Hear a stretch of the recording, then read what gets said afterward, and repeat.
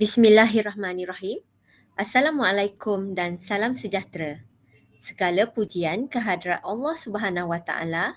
Atas izinnya, kita dapat bersama-sama mengikuti webinar yang bertajuk Peranan Pemimpin Sekolah dalam Mentransformasikan Sekolah. Terima kasih saya ucapkan atas kehadiran penonton yang sudi meluangkan masa untuk menyertai webinar kami pada hari ini.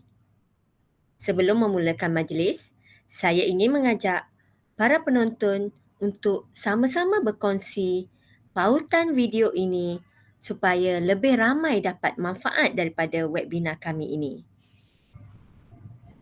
Saya, Tengku Asmaliza binti Tengku Ibrahim, selaku moderator anda untuk webinar Peranan Pemimpin Sekolah dalam Mentransformasikan Sekolah, anjuran SGDU 5082, Creativity in Management for Effective School. Selamat datang diucapkan ke webinar Peranan Pemimpin Sekolah dalam Mentransformasikan Sekolah. Dan dalam siri ini, saya buka sesi webinar ini dengan membawakan satu isu yang seringkali bermain dalam fikiran masyarakat pendidikan kita. Dengan kemajuan teknologi, dunia pendidikan juga berubah mengikut arus. Dengan wujudnya revolusi perindustrian 4.0, 4.21 dan sebagainya lagi, peranan guru besar turut berubah seiring kemajuan dalam bidang pendidikan. Dalam penentuan keberkesanan dan kejayaan sesebuah sekolah, kepimpinan guru besar adalah fokus utama. Kepimpinan yang cekap dan berkesan akan dapat meningkatkan kemajuan dan kejayaan sesuatu sekolah. Jadi, untuk mengupas isu yang cukup besar ini, saya tidak kesorangan pada hari ini. Kami bawakan secara istimewa buat anda panel yang akan mengupas dengan lebih mendalam lagi isu yang kami bawakan pada hari ini. Panel yang cukup berpengalaman dan terkenal dalam dunia pendidikan di Kelantan. Panel kami tak lain tak bukan ialah Puan Ramziah binti Muhammad Amin, anak kelahiran Umbai, Melaka dan telah menetap di Kelantan hampir 30 tahun. Mendapat pendidikan menengah di Sekolah Menengah Sains Muzaffar Shah Air-Keruh, Melaka. Seterusnya mengikuti pengajian sijil perguruan di Institut Bahasa Kuala Lumpur pada tahun 1978 hingga 1989. Panel kami ini dipostingkan di sekolah pertamanya di SK Perempuan Pudu Kuala Lumpur. Pengalaman mengajar telah melewati 32 tahun. Puan Ramziah mengikuti kursus National Professionalism Qualification Educational Leadership NPQEL pada tahun 2010 dan 2011. Puan Ramziah merupakan graduan cemerlang bagi peserta sekolah rendah, graduan sarjana pengurusan pendidikan Universiti Utara Malaysia 2013-2015. Projek akhir sarjana berfokus kepada kepimpinan transformasional guru besar sekolah-sekolah rendah Kota Baru dengan komitmen guru-guru. Puan Ramziah dinaikkan pangkat sebagai penolong kanan co-curriculum di SK Datu Hashim, Sekolah Kluster Kecemerlangan pada tahun 2013-2015. Kemudian dinaikkan pangkat sebagai guru besar di SK Pulau Kundur pada November 2015 dan kemudiannya bertukar ke SK Datuk Hashim II pada tahun Julai 2017 hingga 2022. Dan kini Puan Ramziah sebagai guru besar di SK Zainab I Kota Baru. Okey, Assalamualaikum Puan Ramziah. Sihat hari ini? Waalaikumsalam, Alhamdulillah sihat. Terima kasih. Terima kasih kerana sudi bersama-sama kami pada hari ini. Jadi saya teruskan kepada soalan pertama forum kita hari ini ialah SK Zainab 1 adalah sekolah yang mempunyai etos, watak, identiti tersendiri dan unik serta menyelah dalam semua aspek pendidikan. Sekolah ini mempunyai tradisi budaya kerja yang sangat tinggi dan cemerlang dengan modal insan nasional yang berkembang secara holistik dan berterusan serta mampu berdaya saing di pesada antarabangsa dan menjadi sekolah pilihan masyarakat. Sekolah berprestasi tinggi SK Zainab 1 ini perlu dipimpin dan ditadbir oleh guru besar cemerlang dalam peranan dan tanggungjawab yang dapat melonjakkan kecemerlangan sekolah ini. Jadi, untuk merungkaikan perkara ini, saya ajukan soalan pertama kepada Puan GB.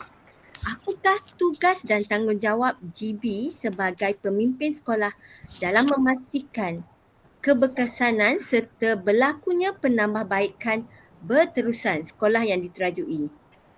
Silakan Puan. Okey. Terima kasih pemudacara program pada hari ini, Yang Mulia Cikgu Tengku Asmaliza. Saya nak menambah sikit tentang latar perihal diri saya ataupun untuk berkongsilah di sini berkaitan dengan selain daripada profession ataupun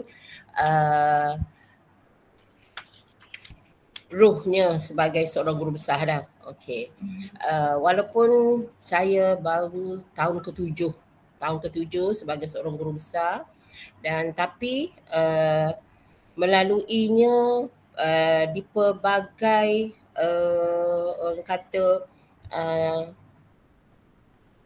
jenis sekolah tu, walaupun sekolah rendah, sekolah kebangsaan jenis yang sama, cuma latar belakang sekolah yang saya pimpin ini adalah sekolah sekolah ketiga bagi saya, SK Zainab 1. Seperti mana yang disebutkan tadi, pengalaman yang pertama saya dinaikkan pangkat di sekolah SK Pulau Kundur. Dan pengalaman pertama inilah yang memberi ilmu kepada kita untuk mengurus sekolah supaya memastikan seperti mana soalan tadi, memastikan tanggungjawab kita sebagai seorang pemimpin untuk memastikan keberkesanan serta berlakunya penambahbaikan yang berterusan di sekolah yang kita ketuai ataupun sekolah yang kita menguruskan. Ketiga-tiga sekolah adalah persekitaran yang berbeza. Okey. Suka saya nak kongsikan bermula dengan sekolah pertama, sekolah yang berada di tepi pantai menghadap Laut Cina Selatan. Enrolment muridnya tidak sampai 300 orang. Gurunya termasuk guru besar 28 orang. Dan persekitaran murid yang kesemua hampir 80% B40 kecuali anak-anak guru yang mengajar di sekolah itu saja. Okey. First time, pertama kali saya menjejak ke sekolah itu, seperti mana guru besar ataupun ketua-ketua ataupun PGB, pengetua dan guru besar, bila dia mula dipostingkan, yang paling penting memang kita nak mengekalkan kecemerlangan sekolah. Yang paling pentingnya, walaupun kita nak melakukan penambahbaikan yang berterusan untuk sekolah yang kita urus tu, kita perlu ambil kira beberapa faktor, antaranya persekitaran. Okey, untuk memastikan persekitaran itu sesuai tak dengan jiwa kita, dengan murid kita, dengan guru kita. Dan kemudiannya selain daripada persekitaran, perlu juga kita tengok kemampuan guru. Okey. Selama setahun setengah saya di sekolah yang pertama, sekolah yang telah lama kehilangan guru besar. Okey. Nak berkongsi di sini, sekolah yang telah lama berkehilangan guru besar, maknanya saya pergi dengan ilmu, walaupun pada ketika itu saya seorang penolong kanan co-curriculum, dilantikkan sebagai guru besar. banyak perkara yang perlu saya study berkenaan dengan sekolah pertama saya tu. Daripada segi kemampuan guru, okey.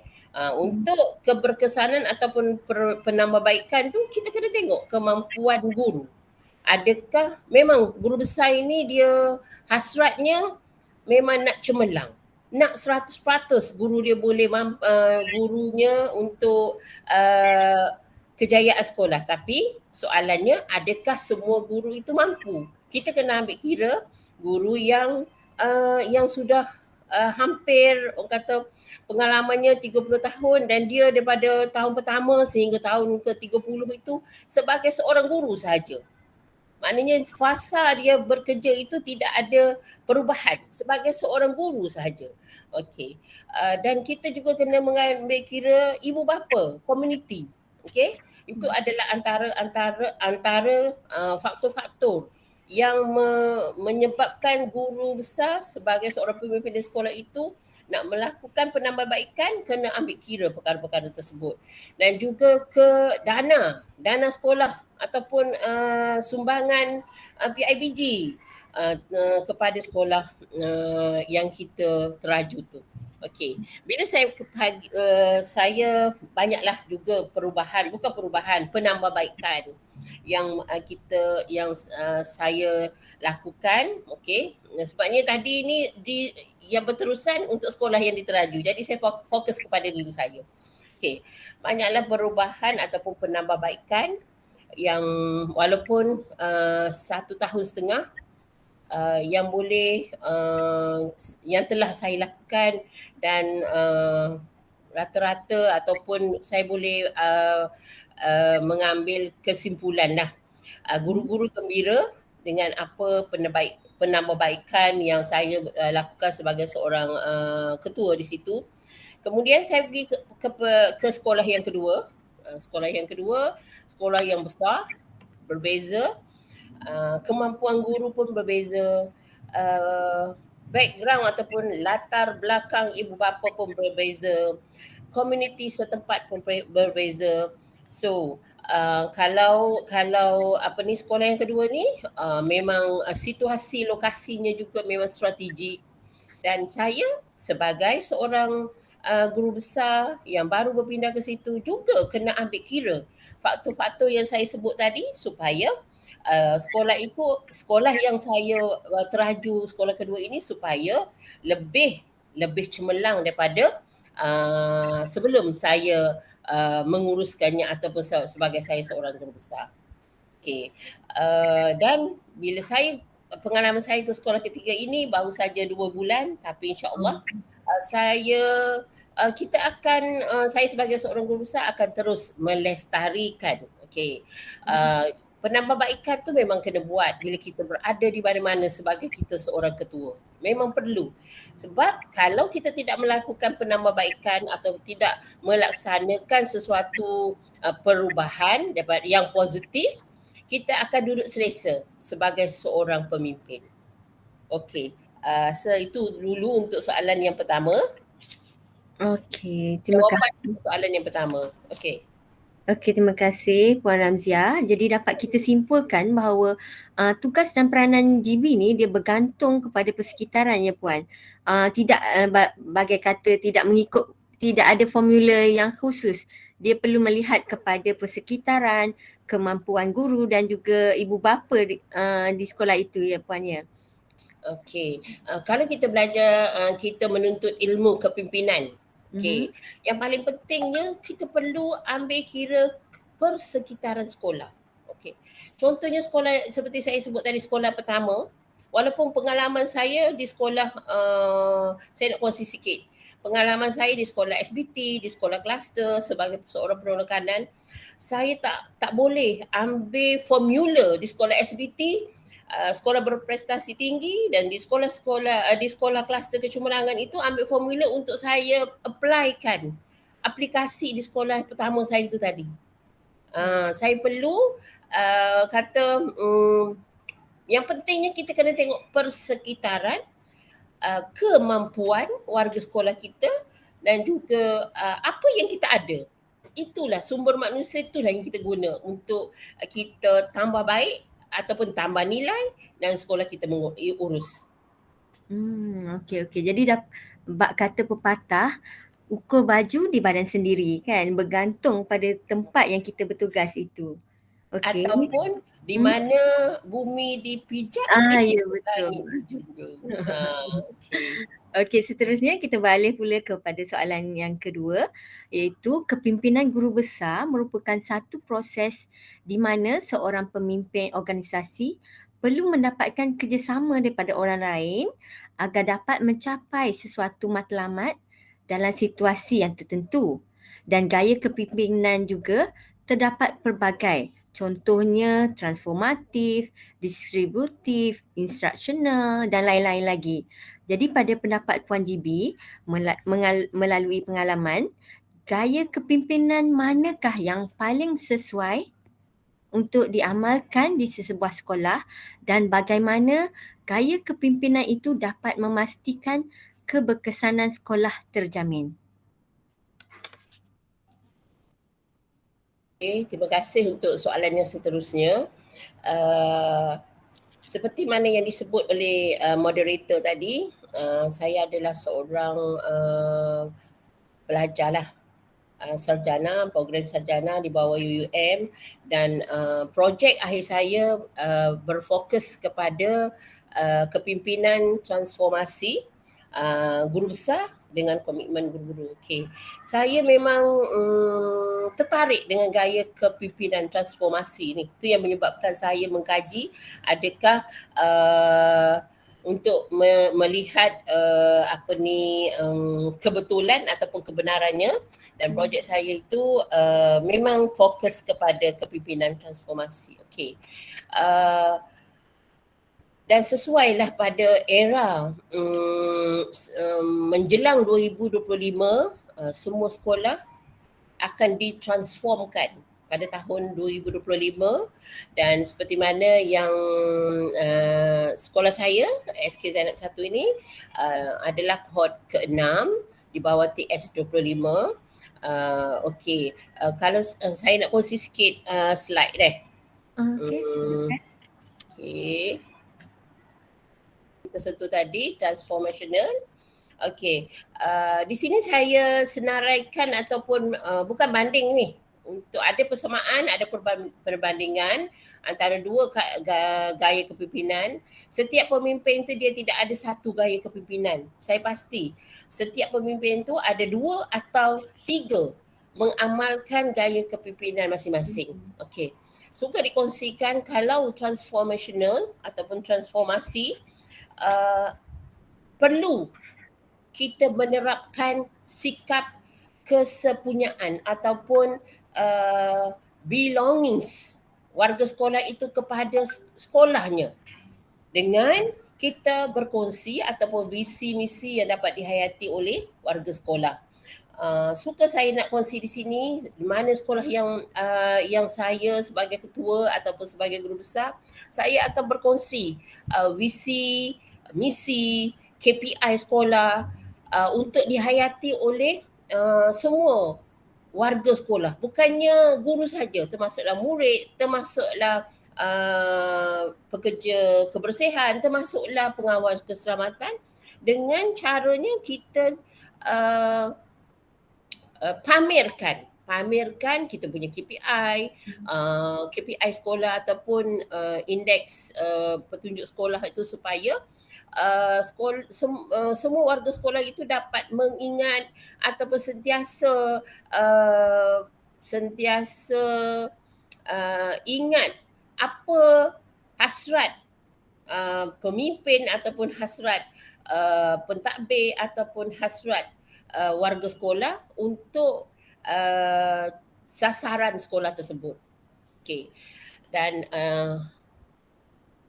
bagi ketua ataupun pemimpin yang mengamalkan transformational ni ataupun transformasi, perlu juga kita ada pasukan pemikir sekolah, itu maksudnya think tank. Okey, think tank sebabnya kita perlukan think tank ini supaya apa-apa yang projek, program ataupun perancangan-perancangan sekolah ada kumpulan yang memikirkan dan kita akan kongsikan apa yang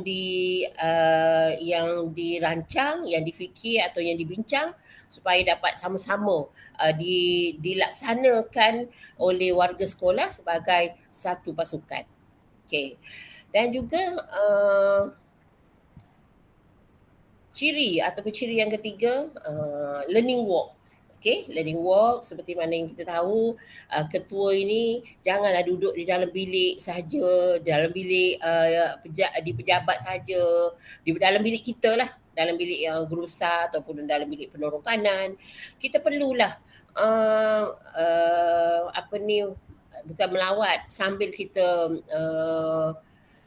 bergerak ataupun berjalan pada waktu pagi tu, jenguk-jenguklah keadaan kelas, tingkap ke yang rosak, shieling ke ataupun kipas ataupun lampu supaya kita dapat memberi bantuan lah kepada guru kelas dalam pengurusan bilik darjah. Okey. Dan juga gaya kepimpinan kepada transformational ni juga setiap kejayaan warga sekolah mestilah kita iktiraf dan kita raikan. Walaupun dengan kalau ada bajet lebih, bolehlah kita raikan murid-murid kita di restoran ataupun seperti mana yang kita tahu murid sekolah rendah ni dia suka kepada KFC, McDonald, McD. Memang kalau kita seorang ketua memang kena banyak berkorban, bukan sahaja masa dan juga wang ringgit untuk kita menghargai warga sekolah yang berjaya. Okey, dalam gaya kepimpinan ini juga perlu kita amalkan bottom to top.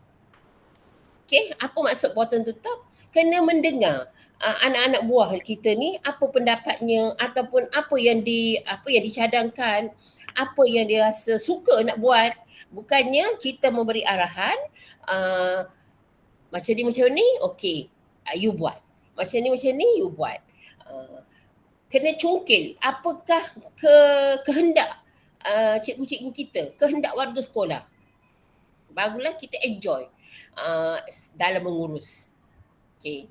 Yang keenam, saya sentuh transformasi dulu kan. Yang keenam, memberi peluang kepada semua warga sekolah untuk berkongsi idea-idea baru. Ialah melalui pengamalan lah, bottom to top. So cikgu akan buat kerja lebih enjoy, lebih suka sebab itu adalah hasratnya.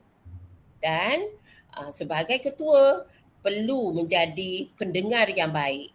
Jangan kita suruh cikgu dengar apa yang kehendak kita.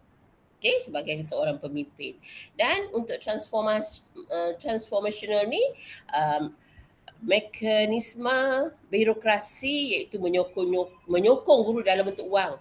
Katakanlah kita apa-apa sajalah program guru, bukannya semestinya kita kena mengeluarkan duit kita sendiri. Okey, kita ada punca-punca ataupun daripada peruntukan keuangan PCG ataupun SWA. So kita bagilah peluang kepada cikgu ini untuk mengurus apa-apa program yang ditampung oleh program keuangan yang ditentukan oleh kepada KPM ataupun PCG. Bagi kebebasan kepada mereka dan perlu dikawal oleh seorang pemimpin. Okey. Yang kedua, gaya kepimpinan yang kedua, distributif, iaitu kita delegate. Okey, kita delegate kita punya kepada macam sebagai seorang guru besar perlulah agih-agihkan tugasan itu. Contohnya penolong kanan pentadbiran dia cenderung kepada pentadbiran dan kurikulum. Penolong kanan HEM cenderung kepada hal ehwal murid. Penolong kanan co-curriculum mengurus hal-hal co-curriculum. Tapi masih menggunakan ataupun mendukung matlamat yang sama. Visi dan misi untuk hala tuju sekolah kena sama, kena hayati sama-sama.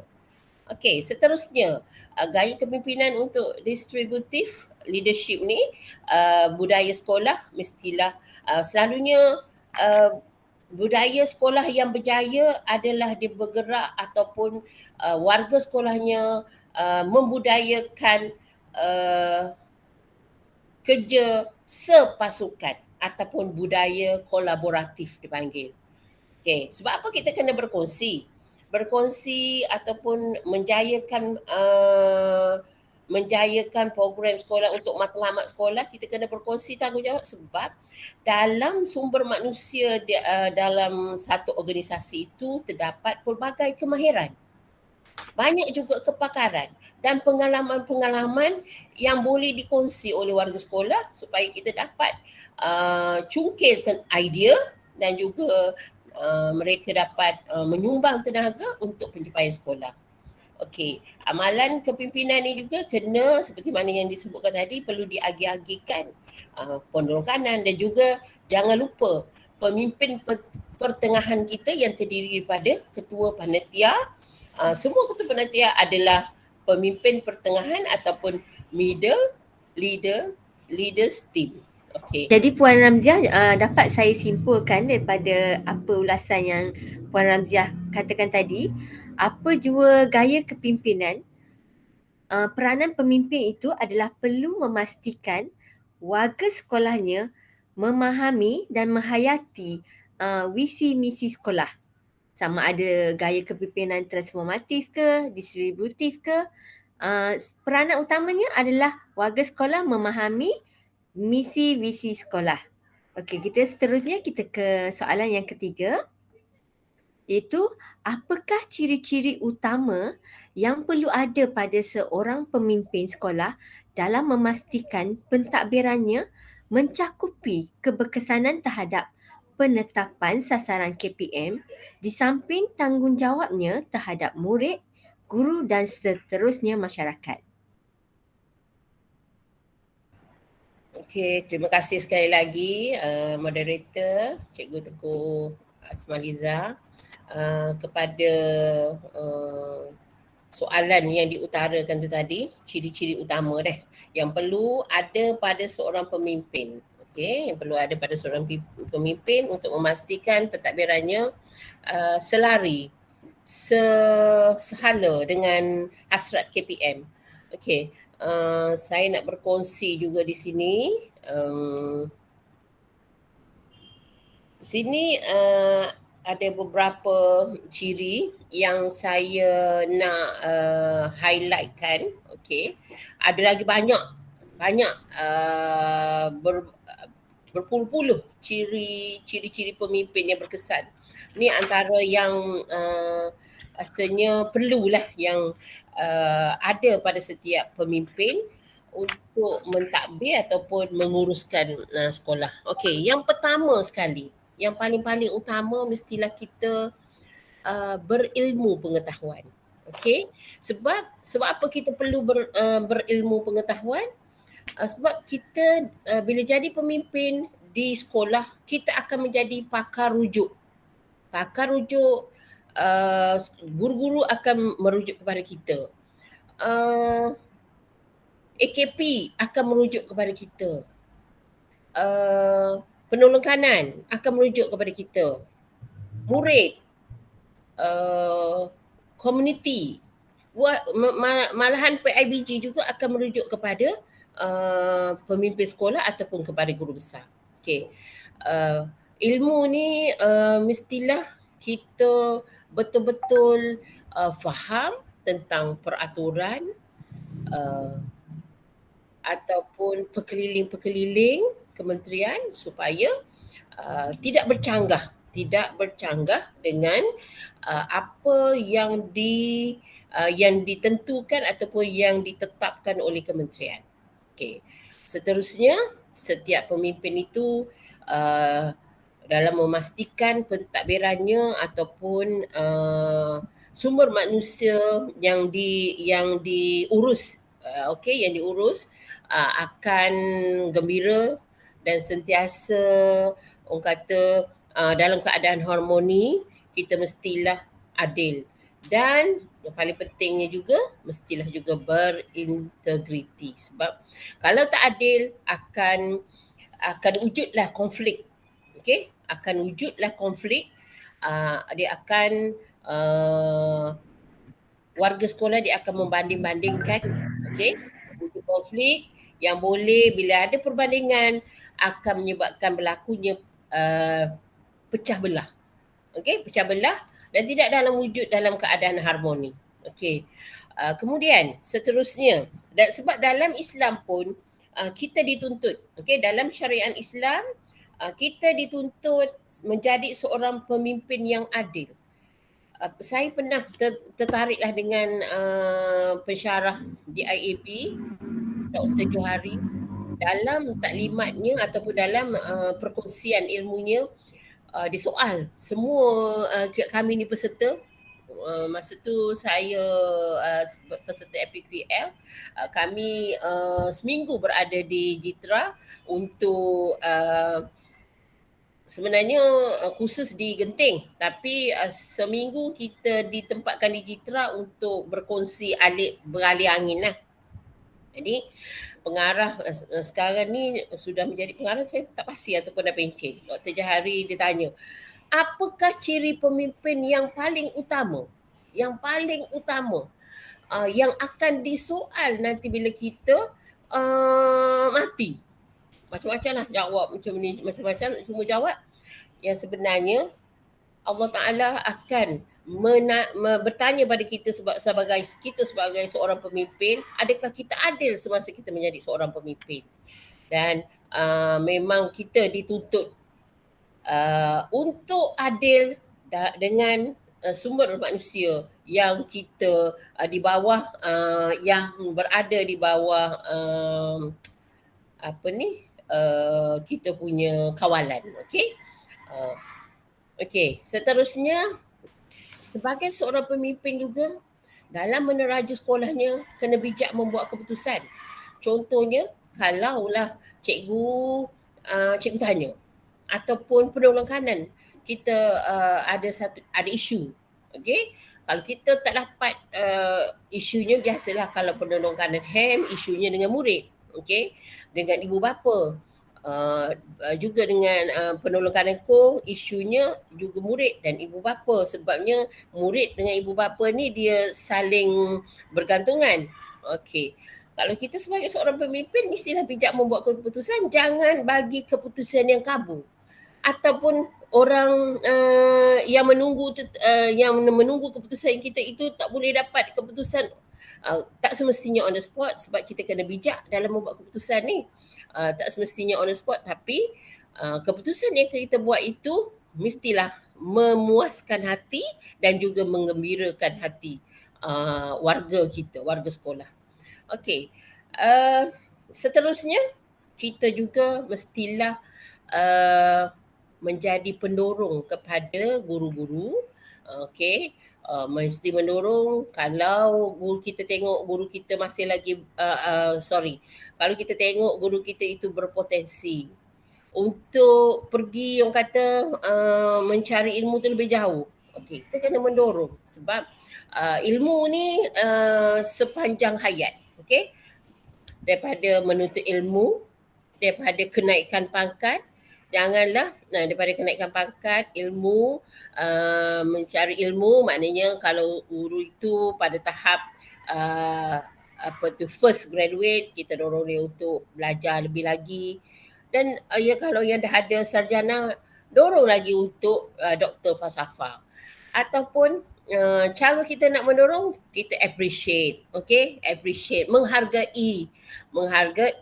kerja buat anak buah kita, dan sebaik-baiknya turun padang. Kalau tengok cikgu kita sama-sama kemas, contohlah biasalah kalau sekolah rendah ni banyak bilik khas. Okey. Sama-sama turun padang, sama-samalah kita dengan sikap kita turun padang ataupun bersama-sama menjayakan apa saja kerja tu, bukannya dalam masa buat-buat kata potluck, kita nak sama-sama untuk ni apa join, tapi apa-apa saja. Okey. Yang juga perlulah seorang pemimpin tu dia perlu menjadi role model ataupun suri teladan bila kata warga kita tu tengok ketokohan kita dalam mengurus, kita akan menjadi idola. Okey, idola sesuatu idola ni mestilah yang baik tak semestinya hebat. Okey, yang terbaik tidak semestinya hebat, supaya kehadiran kita dinanti-nantikan, dicari-cari, ketiadaan kita dinanti-nantikan, dicari-cari, kehadiran kita menggembirakan orang lain. Dan di sini nak kongsi juga seorang pemimpin mestilah bersifat keterbukaan. Okey, keterbukaan ni maksudnya kita kena mendengar. Tadi saya dah sentuh sikit, be a good listener. Okey, terbuka menerima apa sahaja cadangan ataupun apa sahaja yang rasa yang difikirkan boleh membantu kecemerlangan sekolah. Okay. Rasa itu saja dulu untuk ciri-ciri pemimpin berkesan. Mungkin moderator boleh memberi ruang kepada saya selepas ini lagi. Okey, saya ingin menambah yang pendorong tu untuk makluman penonton kita. Pendorong saya, antara pendorong untuk saya melanjutkan pengajian sarjana ini adalah guru besar saya, mantan guru besar, iaitu Puan Ramziah binti Muhammad Amin ni lah yang sangat supportive. Dia lah yang membuka hati saya setelah lama terkubur untuk melanjutkan pelajaran. Bila datang bekerja bersama Puan Ramziah ini, rasa tu datang balik. Jadi dorongan daripada pemimpin sekolah ini memang penting untuk guru-guru terus mencari ilmu sepanjang hayat. Betul tak Puan Ramziah? Okey. Betul, insyaAllah. Dan kedua-duanya antara peserta ni sudah berada di penghujungnya kan untuk program sarjana di bawah Universiti Utara Malaysia. InsyaAllah akan berjaya. Saya dan juga salah seorang lagi peserta, Cikgu Siti Fatimah. InsyaAllah doakan kami. Baiklah, terima kasih di atas perkongsian Puan GB sebentar tadi. Jadi kita dah lihat beberapa tips yang dirungkai peranan, ciri-ciri yang berkesan bagi seorang pemimpin sekolah. Jadi harapannya para penonton kita mendapat manfaat daripada webinar ini. Baiklah, nampaknya masa amat mencemburui kita. Jadi kita telah tiba di penghujung diskusi kita. Jadi bolehkah Puan GB berikan sedikit rumusan berkaitan dengan tajuk pengisian kita hari ini?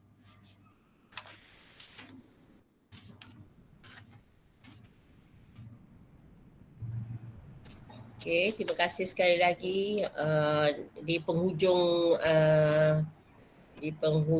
diskusi ni ataupun rancangan kita ni, harapan saya lah ilmu, kalau kita ada ilmu kita perlu gunakan, dan kita perlu kata ilmu tu ibarat, kalau pokok tu ibarat akar kan ataupun buah, kalau tidak boleh manfaatkan kepada orang lain, sekurang-kurangnya manfaatkan kepada diri kita dan juga organisasi kita, supaya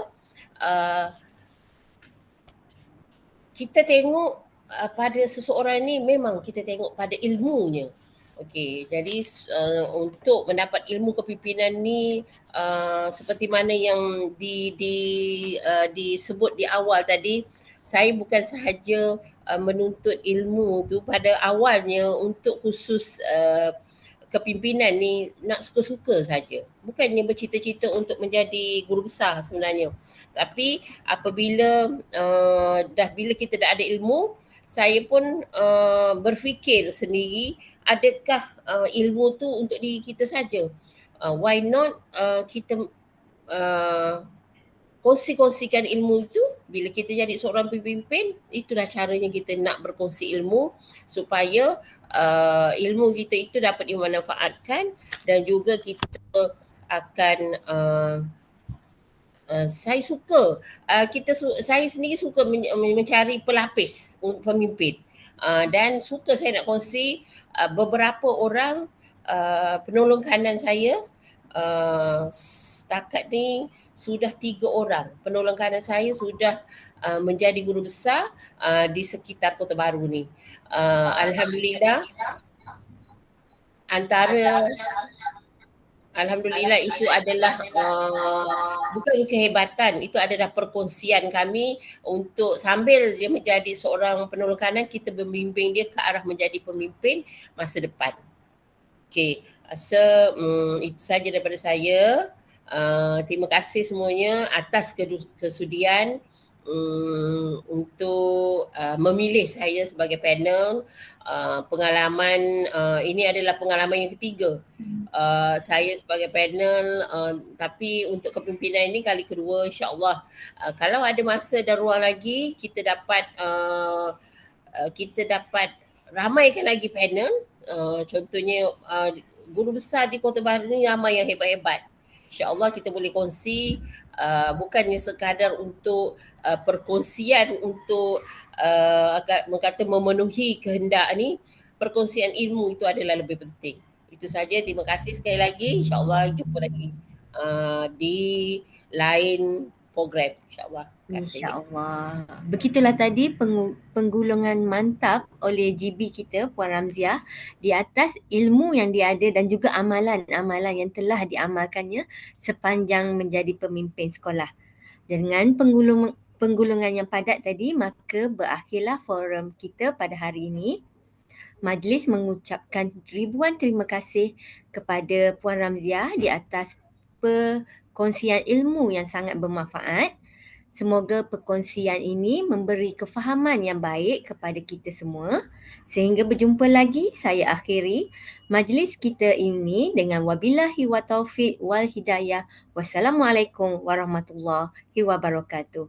Assalamualaikum. Bye.